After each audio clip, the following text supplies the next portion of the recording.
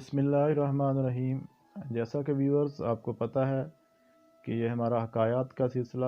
جو شیخ سعدی رحمۃ اللہ علیہ کی مشہور زمانہ کتاب حکایات سعدی جو گلستان سعدی کے نام سے مشہور ہے اس سے جو ہے وہ لیا گیا ہے، اور آج ہم جو شیخ سعدی رحمۃ اللہ علیہ کی حکایت بیان کریں گے وہ بہت ہی سبق آموز ہے۔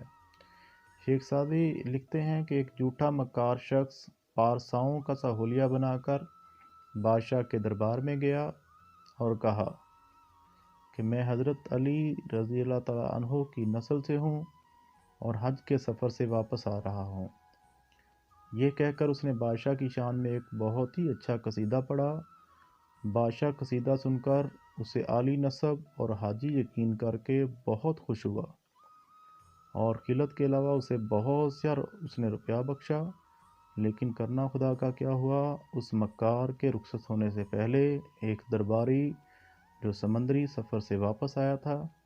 دربار میں داخل ہوا اور اس شخص کو پہچان کر کہا یہ ہرگز حاجی نہیں ہے، اس کی بات کا اعتبار نہ کیا جائے، اسے تو حج کے دن میں نے بصرے کے بازار میں دیکھا تھا۔ جب اس کے بارے میں شک پڑا تو معلوم ہوا کہ عالی نسب ہونا تو بڑی بات ہے،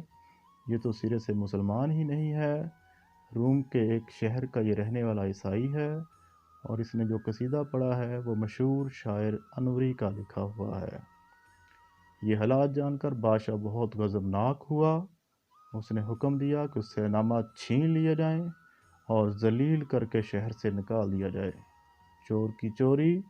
اور جھوٹے کا جھوٹ ظاہر ہو جائے تو وہ ڈر جاتا ہے، لیکن اس مکار شخص نے اپنے حواس درست رکھے، جلدی سے بولا حضور والا مجھے اپنی غلطی کا اعتراف ہے، میں نے جھوٹ پر جھوٹ بولا،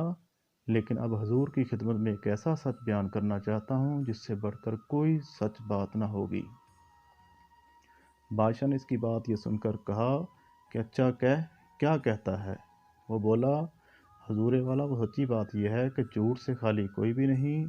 بلکہ جو جتنا زیادہ تجربہ کار ہوتا ہے اتنا ہی بڑا جھوٹ بولتا ہے۔ جیسا کہ جو ہے وہ شیخ سعدی جو اس کو ایک شعروں کے انداز میں یہ لکھتے ہیں کہ میرے جھوٹ پر کس لیے ہے ملال،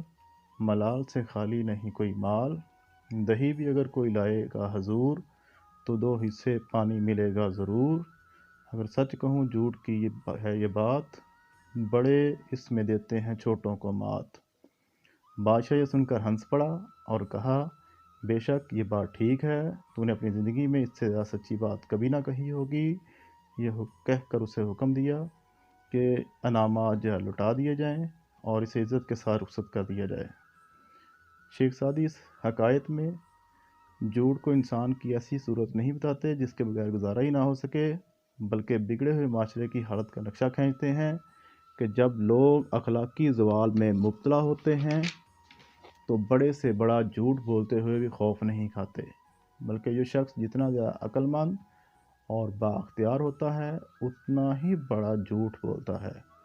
غور کریں تو حکایت میں یہ اشارہ بھی موجود ہے کہ خود بادشاہ کی ذات بھی جھوٹ سے پاک نہ تھی، اس لیے وہ بڑوں کے بڑا جھوٹ بولنے کی بات سن کر ہنسا اور اسے نصرانی کا جھوٹ قابل معافی نظر آیا۔